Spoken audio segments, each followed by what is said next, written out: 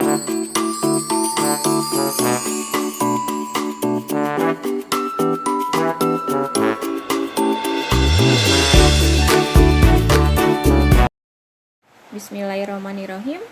Assalamualaikum warahmatullahi wabarakatuh. Selamat pagi anak-anak ibu SMP PG Depok 2 Tengah. Mudah-mudahan kabar kalian baik-baik saja, sehat selalu, dan masih dalam lindungan Allah Subhanahu wa Ta'ala. Di semangat pagi hari ini, hari Selasa tanggal 1 Maret 2022, kita ketemu lagi ya, atau berjumpa lagi dengan pembelajaran PPKN kelas 9 bersama Ibu Bu Yeni Harunisa. Dan untuk pertemuan hari ini kita sudah melanjutkan ke pertemuan yang ketiga dari materi bab 5.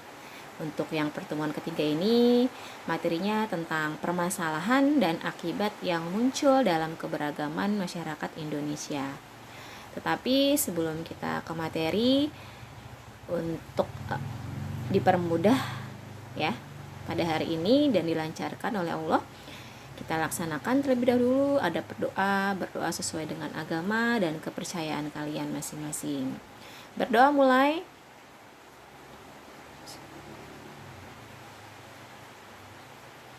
Berdoa selesai.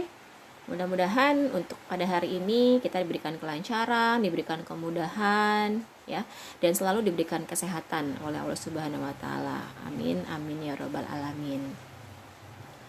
Oke. Selanjutnya Ibu akan bacakan ya tujuan pembelajaran di pertemuan ketiga ini.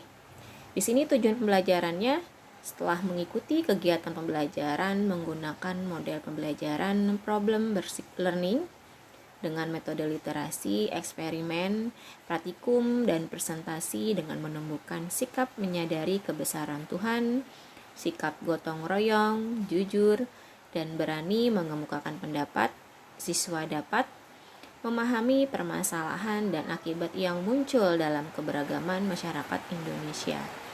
Jadi untuk materi di pertemuan ketiga ini kita sudah sampai ke permasalahan ya, permasalahan yang muncul dalam keberagaman masyarakat Indonesia. Dari tujuan pembelajaran langsung kita masuk ke materi. Materi kita bagian yang B, sudah masuk ke bagian yang B. Permasalahan dan akibat yang muncul dalam keberagaman masyarakat Indonesia. Kalau menurut Surjono Sukanto, masalah sosial adalah suatu ketidaksesuaian antara unsur-unsur kebudayaan atau masyarakat yang membahayakan kehidupan kelompok sosial. Bentrokan antara unsur-unsur yang ada dapat menimbulkan gangguan hubungan sosial seperti kegoyahan dalam kehidupan kelompok atau masyarakat. Ini tentang masalah sosial menurut Surjono Sukanto. Selanjutnya, barulah di sini sudah ada permasalahan ya. Masalah sosial dapat dikelompokkan menjadi 4 jenis faktor penyebabnya. Antara lain ekonomi, budaya, biologis, dan psikologis. Nah, yang pertama, faktor penyebabnya dari permasalahan yang muncul dalam keberagaman masyarakat Indonesia yaitu faktor ekonomi. Permasalahan sosial yang disebabkan oleh faktor ekonomi, misalnya karena tidak seimbangnya antara pendapatan dengan pengeluaran, tidak tercukupinya kebutuhan hidup, terutama makanan, pakaian, tempat tinggal, dan jaminan kesehatan. Nah, ini permasalahan yang muncul pertama itu adalah faktor ekonomi ya. Jadi antara pendapatan dan pengeluaran tidak seimbang, tidak sesuai. Malah lebih banyak pengeluaran dibandingkan dengan pendapatan. Ya, karena zaman sekarang saja kayak makanan, pakaian itu harga-harganya sudah naik. Ya. Jadi ini penyebab pertama yaitu disebabkan oleh faktor ekonomi. Jadi tidak ada keseimbangan antara pendapatan dan pengeluaran. Oke, selanjutnya faktor yang kedua penyebabnya adalah faktor budaya. Yang berkembang saat ini banyak dipengaruhi oleh kemajuan teknologi serta masuknya budaya asing. Gaya hidup yang cenderung meniru budaya asing juga memicu munculnya masalah sosial. Banyaknya pengaruh-pengaruh budaya asing ya yang masuk ke negara kita. Nah, ini merupakan sebuah pemicu munculnya dari masalah sosial. Dengan gaya hidup yang mengikuti budaya asing atau meniru penampilan-penampilan budaya asing. Sebenarnya tidak masalah, tergantung dari kemampuan ya. Tergantung dengan kemampuan kita. Kalau memang kita bisa mengikuti, ya itu tidak masalah, sesuai dengan kemampuan kita. Tetapi kita jangan lupa juga dengan budaya kita sendiri atau ciri khas dari budaya Indonesia. Walaupun memang di zaman teknologi ini banyaknya masuknya pengaruh-pengaruh dari budaya asing, mulai dari penampilannya, pakaiannya dan sebagainya ya. Tapi itu kalau memang kita mau mengikuti penampilan dari budaya asing ya, yaitu dilihat dari kemampuan kita dulu ya, kemampuan materi kita dulu ya. Oke, selanjutnya faktor yang ketiga, yaitu faktor biologis. Faktor ini dapat menyebabkan timbulnya masalah sosial seperti kurang gizi, penyakit menular, dan lain-lain. Hal ini terjadi karena kurangnya fasilitas-fasilitas kesehatan yang layak, dan dapat terjadi juga karena kondisi ekonomi maupun pendidikan masyarakat yang tidak mencukupi.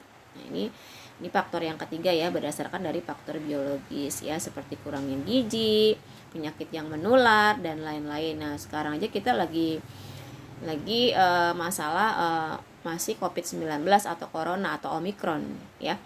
Itu merupakan penyakit-penyakit yang menular ya, salah satunya. Nah, bagaimanakah kita bisa menjaga kondisi kita di masa pandemi seperti ini ya? Ya dengan patuhi protokol kesehatan ya. Kalau memang tidak penting-penting banget, tidak usah keluar rumah ya. Jadi jagalah kesehatan kalian.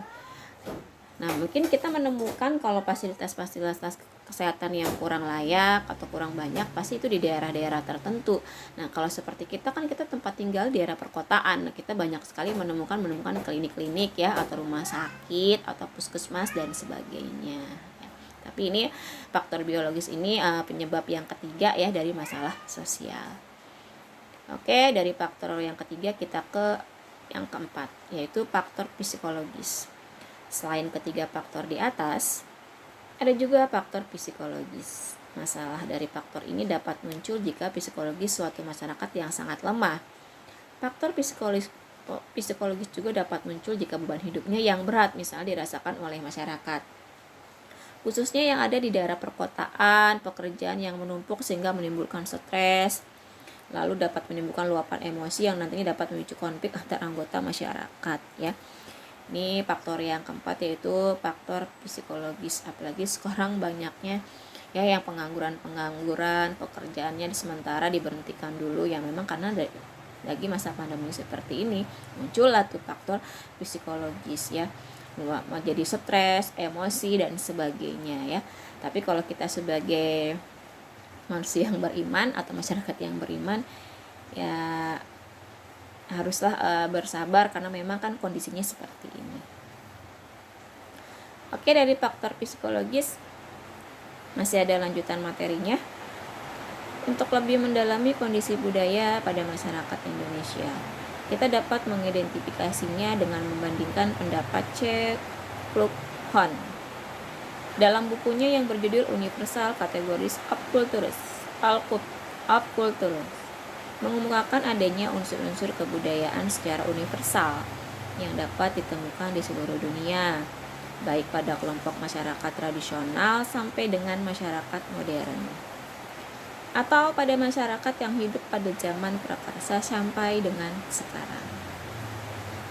Nah, sekarang kita sudah sampai ke unsur-unsur yang merupakan bagian dari sistem sosial budaya yang terdiri atas hal-hal sebagai berikut. Sekarang kita lihat unsurnya ya. Yang pertama di sini ada sistem agama, kepercayaan atau religi dan upacara keagamaan. Nah, kalian bisa lihat di sini ada sebuah gambar 5.5, yaitu upacara ngaben yang ada di Bali ya. Ini merupakan dari bagian dari sistem sosial budaya ya. Karena memang ini kebudayaan dari warga Bali ya, atau daerah Bali yang masih mempunyai kepercayaan dengan mengadakan upacara keagamaan, yaitu ngaben ya. Ini merupakan bagian dari sistem kebiasaan ya. Dan maksudnya adalah ke sistem agama atau kepercayaan. Dan selanjutnya, agama merupakan seperangkat aturan dan peraturan yang mengatur hubungan manusia dengan Tuhannya. mengatur hubungan manusia dengan manusia lainnya, dan mengatur hubungan manusia dengan lingkungannya berdasarkan dari kitab suci. Dan selanjutnya keyakinan. Kalau tadi agama ya.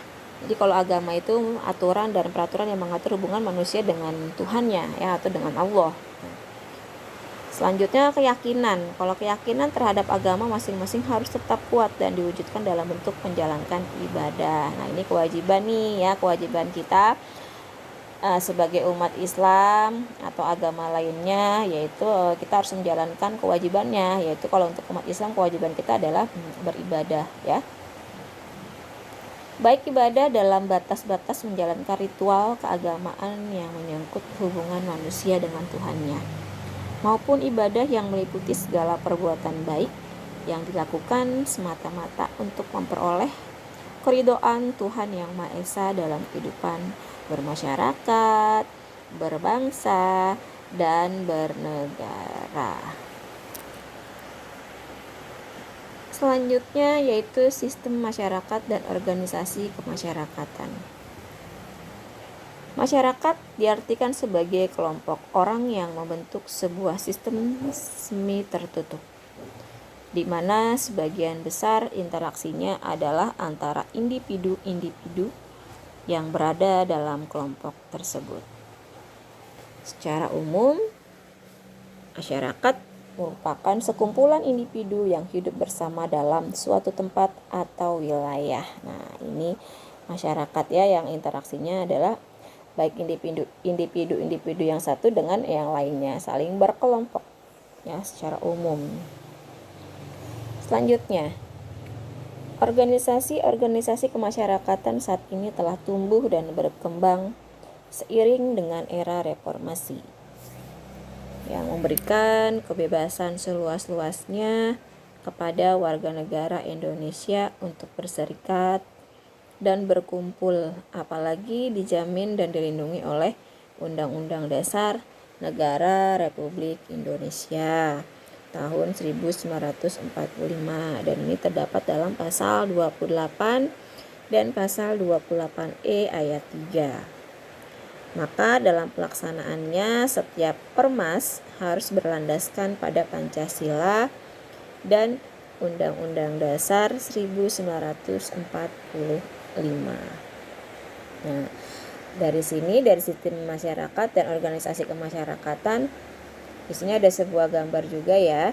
Nah, makin banyak organisasi masyarakat yang peduli terhadap kesejahteraan masyarakat, juga makin membantu pemerintah dalam menyukseskan pembangunan nasional.